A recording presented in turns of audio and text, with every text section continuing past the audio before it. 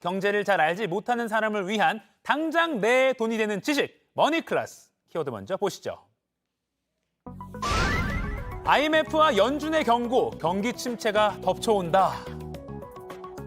지난해부터 세계 경제를 괴롭혀왔던 고물가가 좀 진정되는가 싶더니 이제는 경기 침체라는 새로운 걱정거리가 생겼습니다.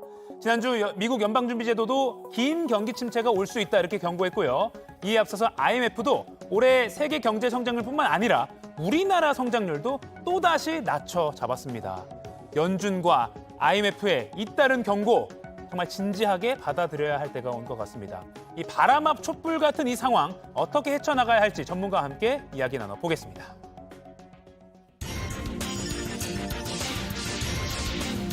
경제의 빅피처를 그려주시는 분이죠. 김광석 한양대 겸임교수와 얘기 나눠보겠습니다. 안녕하세요. 네, 안녕하세요. 자, 오늘 좀 우울하지만 그래도 네. 꼭 짚고 상황을 인식해야 되는 거기 때문에 꼭 맞습니다. 오늘 좀 모셔서 들어보겠습니다.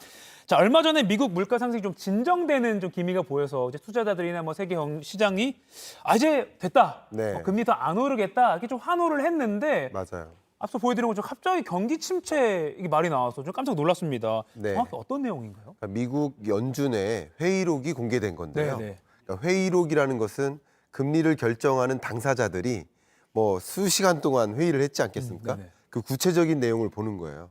다시 말하면 이 안에는 연준 위원들이 어떤 생각을 하고 있을까? 경기를 어떻게 판단하고 있을까? 네. 그리고 금리를 계속 올릴 것인가 말 것인가?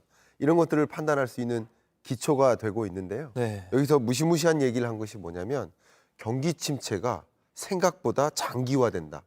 2년여 동안 그 경기 침체 현상이 장기전이 될 수 있겠다라고 이야기를 했고요. 네. 22년 한 해 동안의 숙제가 물가였는데 23년 경제의 숙제는 이제 경기 침체겠구나. 그러니까 고물가, 고금리에 따른 역습이 본격화되는 해가 23년이겠구나.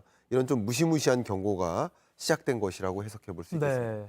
이 내용이군요. FOMC 3월 의사록에 네. 올해 말부터 경기 침체 시작돼서 벗어난 2년 예상된다. 네. 암울하네요. 보통 우리가 전망할 때 그래도 상저하고 하면서 23년 상반기가 좀 어둡겠지만 23년 하반기부터는 괜찮아질 거야 하는 기대를 하고 있었는데 그게 네. 아니라 2년이나 걸리겠다 이런 생각이니까 경고가 될 수 있는 것이죠. 네. 이제 불확실성이 더 커지고 뭐 투자하는 사람들도 난리 났을 것 같긴 한데 네.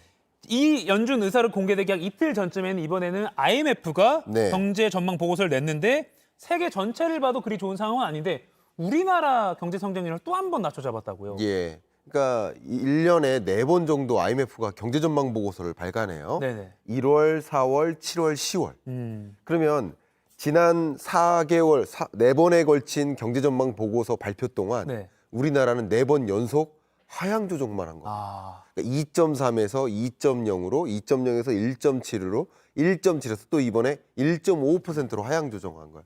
보시는 것처럼 세계 경제는 상향 조정할 때도 있었거든요. 1월에.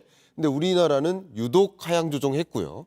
이 4월 경제 같은 경우도 2.9에서 2.8로 세계 경제를 하향 조정했지만 미국 경제는 상향 조정하고요. 네. 중국 경제는 유지입니다. 근데 우리나라는 중국과 미국에 의존하고 있는데 유독 한국 경제를 강하게 하향 조정하고 있는 모습이고요.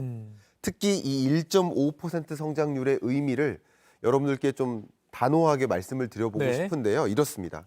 우리 한국 경제가 경제 위기를 4번 만났어요. 첫 번째가 1980년 네. IMF 외환위기 2번째, 그리고 3번째가 글로벌 금융위기, 4번째가 팬데믹 경제위기. 네. 역성장했던 경제 위기 국면입니다.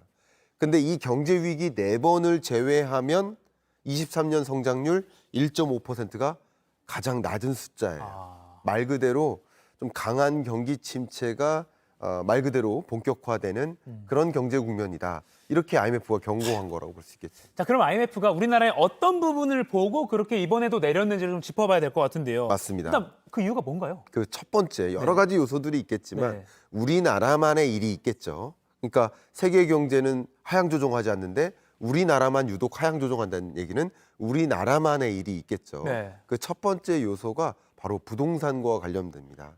그러니까 지금 미분양 주택이 계속 늘어나고 있다라고 말씀드렸잖아요. 네. 이 보시는 것처럼 미분양 주택 건수가 23년 2월 기준으로 7만 5천 호를 초과했습니다. 그러니까요. 굉장히 빠른 속도로 늘어나죠. 근데 이거보다 더 중요한 게 준공후 미분양이에요. 준공후 미분양의 개념은 뭐냐면 우리가 길 가다가도 여기 앞에 보면 이거 다 진 아파트인데?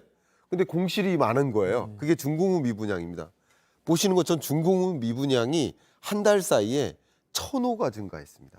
굉장히 빠른 속도로 준공후 미분양 주택이 늘어나니까 네. 가격이 어떻게 될까요? 오를 수가 있을까요? 떨어지죠. 떨어지죠. 근데 여기서 문제는 뭐냐면 건설사들이 이거 준공하고 분양 완료한 다음에 그때 돈 갚을게 돈 좀 빌려줘. 그렇죠. 이게 부동산 PF잖아요. 네. 근데 이 부동산 PF가 쌓이기만 하고 갚을 시간이 계속 지연되는 모습이라는 거예요. 분양이 잘 돼서 돈을 받아서 건설사가 금융권에 갚아야 되는데 그렇죠. 분양부터 안 되니까. 그럼 무슨 일이 생길까요? 이 건설사들은 일부 건설사들은 부도를 일으킬 수도 있겠죠. 네. 그럼 부도가 난 건설사들로부터 대출을 해줬던 그 금융기관은 그 부실을 떠안게 되죠. 네. 금융부실, 경기침체.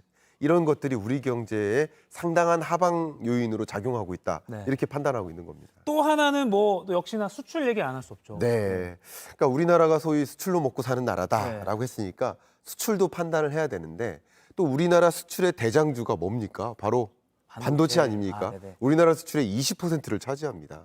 근데 반도체 수출 규모를 보시면 22년 3월 달 132억 달러 규모였다가 네. 지금 이렇게 쪼그라들어 가지고 23년 3월 87억 달러 규모로 줄었습니다. 네. 이걸 계산을 해 보면 33.9%나 마이너스입니다. 네. 그러니까 이게 지난 2월 달보다 늘었다라고 생각하는 게 아니라 계절성이라는 게 있기 때문에 23년 3월은 22년 3월과 비교해야 되거든요. 역시 132억 달러에서 87.3억 달러로 엄청나게 줄어들고 있는 모습. 계속 지금 몇 개월째 마이너스 증감률을 보이고 있습니다. 근데 대장이 지금 마이너스인데 우리나라 수출 규모는 어떨까요? 수출 규모도 마이너스고 무역 적자도 지금 1년 이상 적자 추이를 유지하고 있죠. 아하. 이런 것들이 우리 경제를 이제 회복의 걸림돌로서 판단하는 IMF의 경고의 메시지가 담겨 있는 요소라고 볼 수 있겠습니다. 부동산 문제 그리고 수출 문제 그리고 또 IMF가 우리 경제에 경고를 한 게 있다고요. 그렇죠.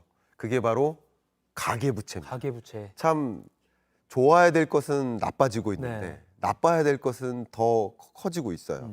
바로 가계부채를 지적한 건데요. 네. 우리나라의 가계부채 규모가 계속 쌓이고 있습니다. 그런데 2007년 이 글로벌 금융위기가 나타난 이후에 네네. 세계 각국은 2007년보다 가계부채 규모를 줄여나가는 특성이 있습니다. 근데 우리나라는 가계부채 규모가 지속적으로 늘고 있어요. 아, 그래요? 그래서 22년 현재까지 이미 2,000조에 가깝게 1,867조로 가계부채 규모가 뚜렷하게 늘어나고 있습니다. 네. 그러니까 늘어나는 이유 중에 하나가 주택담보대출이 이렇게 급격히 늘어난 거예요. 자, 그럼 여기서 문제점을 한번 생각해 본다면 이겁니다. 주택담보대출 규모는 늘었는데 주택 가격은 떨어져요. 그러면 집을 변제하더라도, 그러니까 주택담보대출 일으켜서 집을 갖고 있는데 집값이 떨어져서 그러면 담보 물건의 담보 가치가 떨어지면 네. 이 은행 부실로 또 연결될 수 있는 하필 여지가 능력이 개개인이 있죠. 떨어지니까. 그렇죠. 집값이 이미 떨어져서 집을 팔아도 이 빚을 다 변제하지 못할 일이 발생할 수 있다는 네. 것이죠. 그런 문제가 또 있고요. 가장 대표적으로 이 가계부채 문제가 심각한가 아닌가를 판단하는 기준이 네. DSR이라고 합니다. 네. 총부채 상환 비율이라고 하는데 좀 어렵게 생각할 필요가 없습니다. 가처분 소득을 분모해 두세요. 네. 그러니까 한 달 소득이 예를 들어 1,000만 원이다. 그러면 가처분 소득 분모에 1,000만 원을 둡니다. 그리고 매월 원금과 이자를 얼마씩 갚을까? 그게 분자에 들어갑니다. 예를 들면 한 달에 가처분 소득이 우리 집이 1,000만 원 버는데 원금과 이자 상환을 200만 원씩 한다. 네. 그러면 그 집의 DSR 총 부채 상환 비율은 20%가 되겠죠. 네네. 예, 이렇게 계산하는 건데 우리나라의 이 DSR이 13.4%로 OECD 회원국 중에서 주요국이죠. 호주 다음으로 높아요.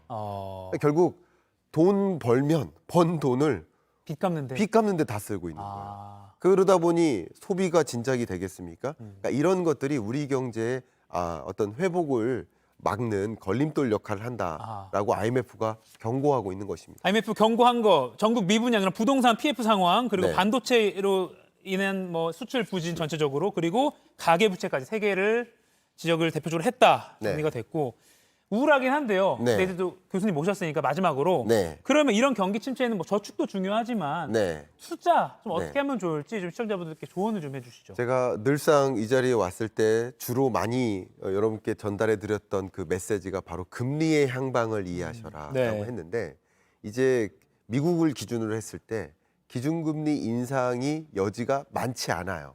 한 번 정도 인상하거나 네. 아니면 계속 동결할 가능성이 높아요. 그럼 시중금리는 먼저 움직이거든요. 네. 먼저 시중금리는 정점을 찍고 떨어지기 시작했습니다.